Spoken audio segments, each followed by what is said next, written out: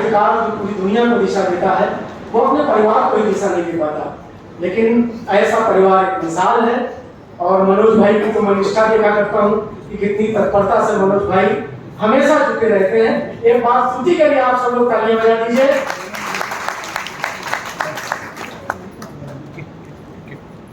बस मैं एक पंक्ति और लाइन मैं और ऐड करना चाहती हूँ कि बापूजी ने आज इस सम्मान जो बापूजी के सम्मान में आयोजन हो रहा है, यहाँ तक कि बहुत ही संघर्ष किया है, बहुत ही कठिन यात्रा उन्होंने की है और आज उनका व्यक्तित्व इतना विशाल हो चुका है कि उनके बारे में बोलने मात्र से बोलने वाले को स्वतः सम्मान प्राप्त हो जाता है, जो कि आज मुझे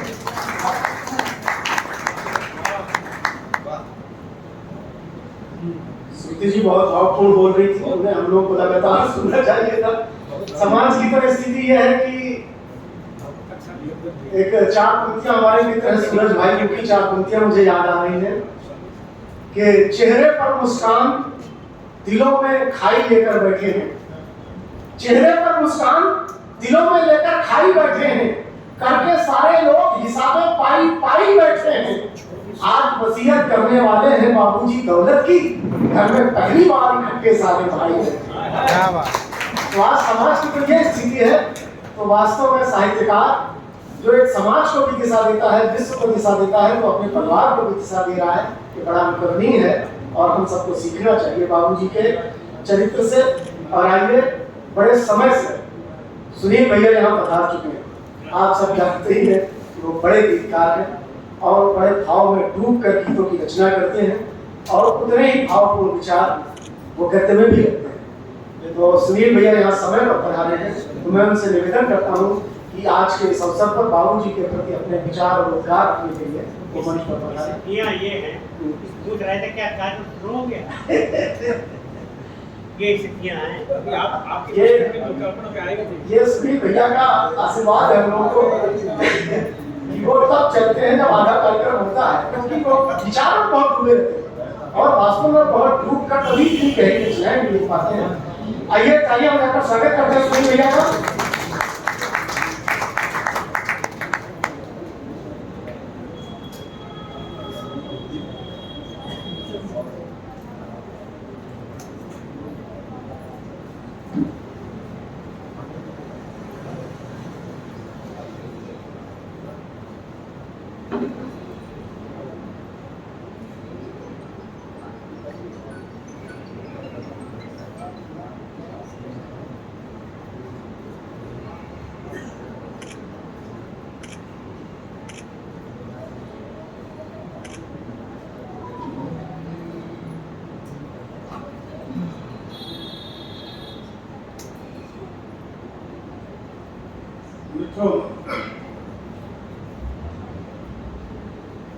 सबसे पहले मैं आप सबकी उपस्थिति के प्रति आभार प्रकट करता हूँ।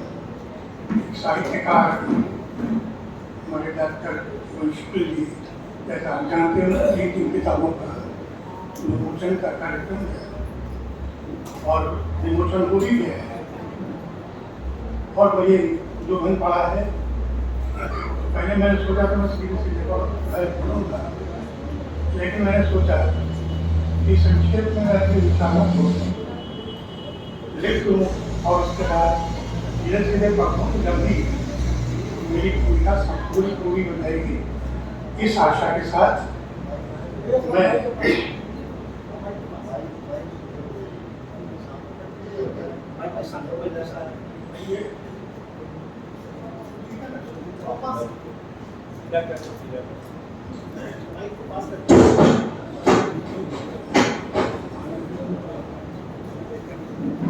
हाँ तो साहब, मैं आज अपनी प्रारंभ कर रहा हूँ।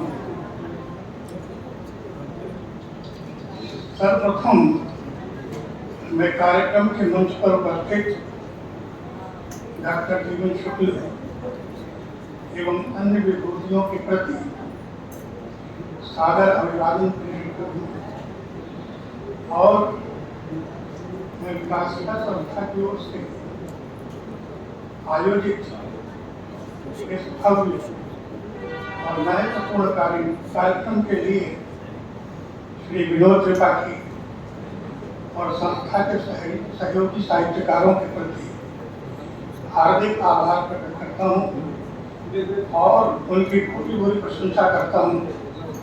कानपुर सदा से अपनी साहित्यिक परंपरा के लिए याद किया जाता है।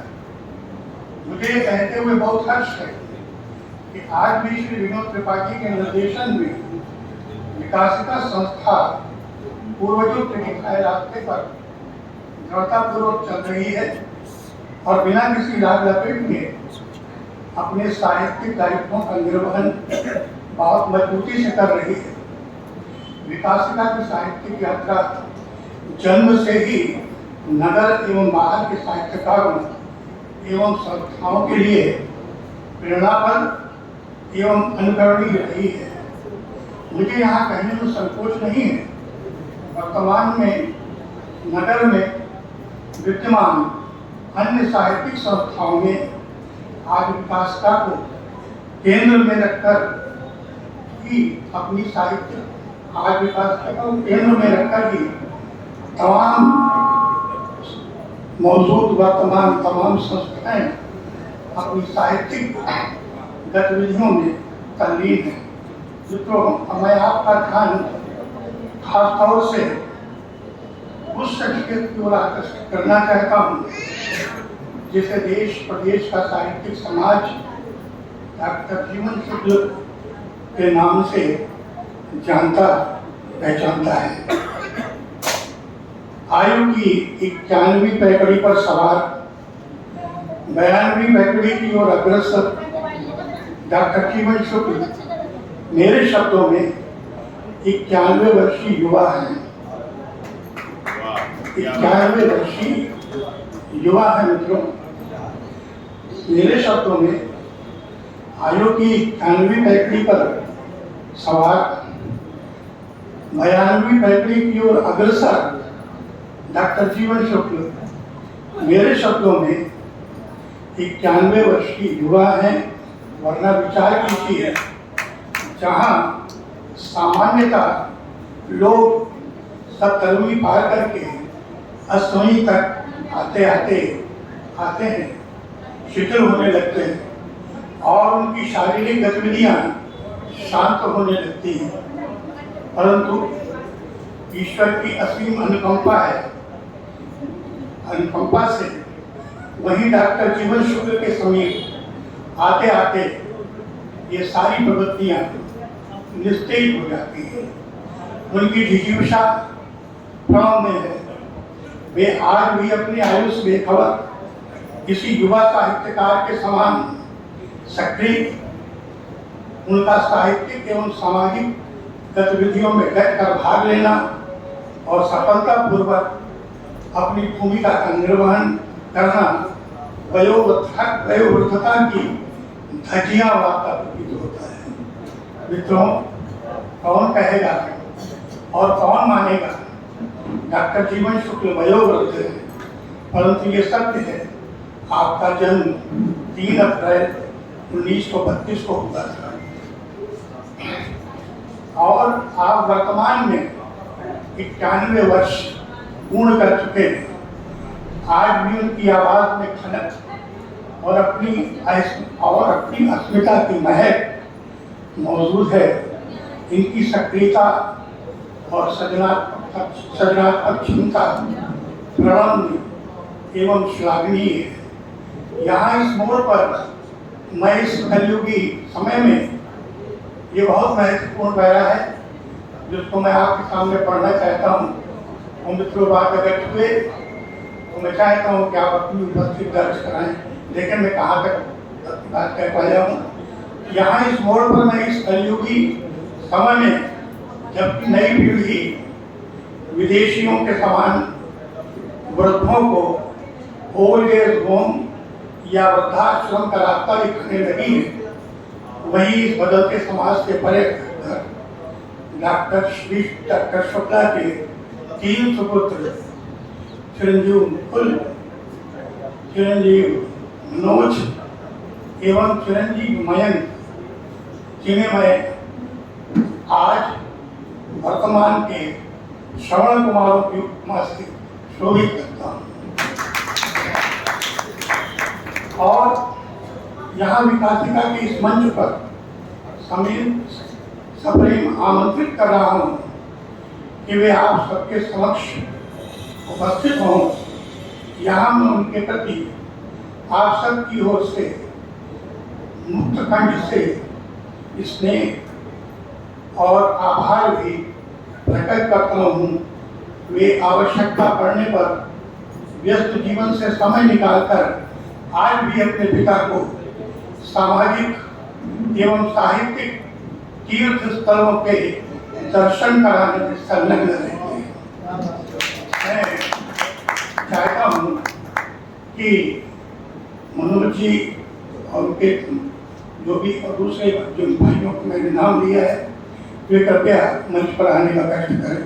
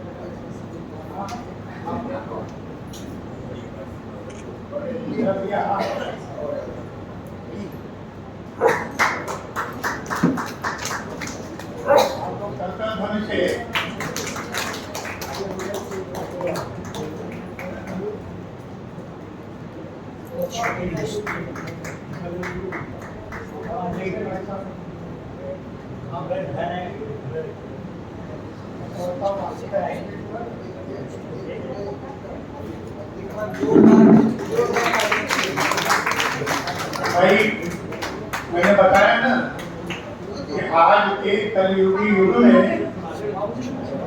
वयोवृद्धों को लोग क्या दिखा रहे हैं? दिखा रहे हैं वृद्धाश्रम। और ये तीनों श्रवण कुमार क्या कर रहे हैं? ये करा रहे हैं कि स्थलों के दर्शन और 92 वर्ष की और अग्रसर होते हुए हमारे डॉक्टर जीवन शुक्ल को की सक्रियता में अपना सामूहिक योगदान कर रहे हैं। मैं चाहता हूँ कि करतल ध्वनि के द्वारा आप लोगों का स्वागत।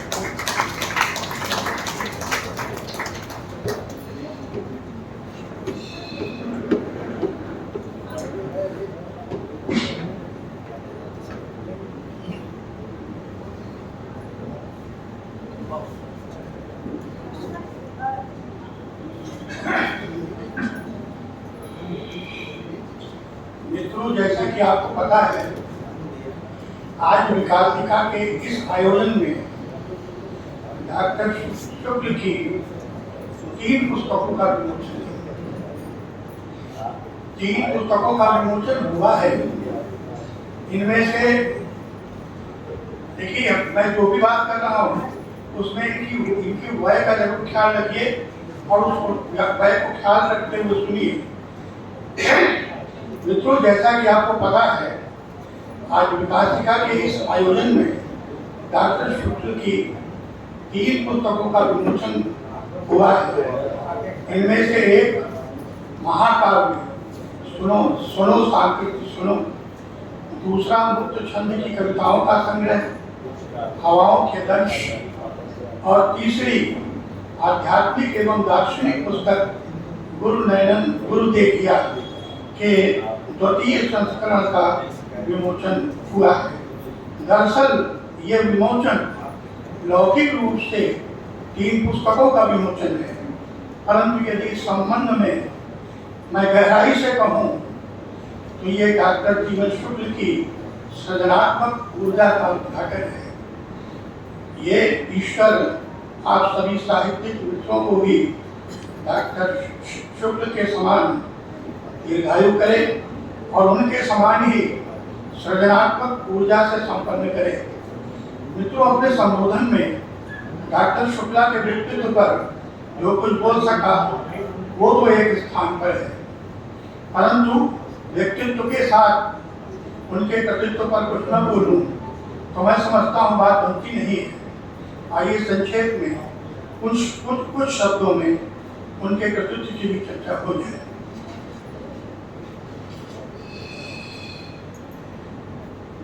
देखिए, जीवन जी की पंक्तियां हैं, इस शरीर के अंदर बैठे, इस शरीर के अंदर बैठे चालक से कुछ मेल नहीं है। इस शरीर के अंदर बैठे चालक से कुछ मेल नहीं है, उसको अपने वश में करना बड़ा कठिन है, खेल नहीं है। गोलू राव के अंताक्षर इनकी किताब एक पुस्तक है, उससे मैंने उदाहरण लिया है। सत्य है, जितेंद्रिय होना मजाक नहीं है। इसके लिए अखंड संयम और चित्त वृत्तियों पर अंकुश का सामर्थ्य होना चाहिए। है बालू सा सांस का घन, है बालू सा सांसों का घन, है खुशबू सा तन का जीवन। है बालू सा सांसों का घन, है खुशबू सा तन का जीवन। आवाज लगाता चल, ये राज बताता चल। अर्थात सांसों का धन यानी हमारा लौकिक शरीर, सांसों का धन यानी हमारा लौकिक शरीर बालू या मिट्टी के समान है, और इस शरीर में व्याप्त आत्मा खुशबू के समान है। पंक्तियां देखिए, है बालू सा सांसों का धन, है खुशबू सा तन का जीवन। इस शरीर में व्याप्त आत्मा खुशबू के समान है। कवि का कहना है कि हमें अपने समान अन्य मनुष्यों को भी यह रहस्य घूम घूम कर बताना चाहिए। दर्शन की गहरी अनुभूतियों में जुटियां लगाते जीवन जी अपनी अंत रचना में कहते हैं, मन समाधि की ओर चला तो तन को रोग लगा। मन समाधि की ओर चला तो तन को रोग लगे।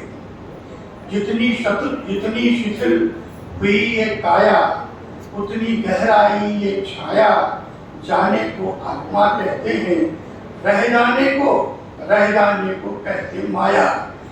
रह जाने को कहते माया, विशुद्ध जो ज्ञानी। हरि अनंत, हरि कथा अनंता विस्तृत चर्चा का विषय है।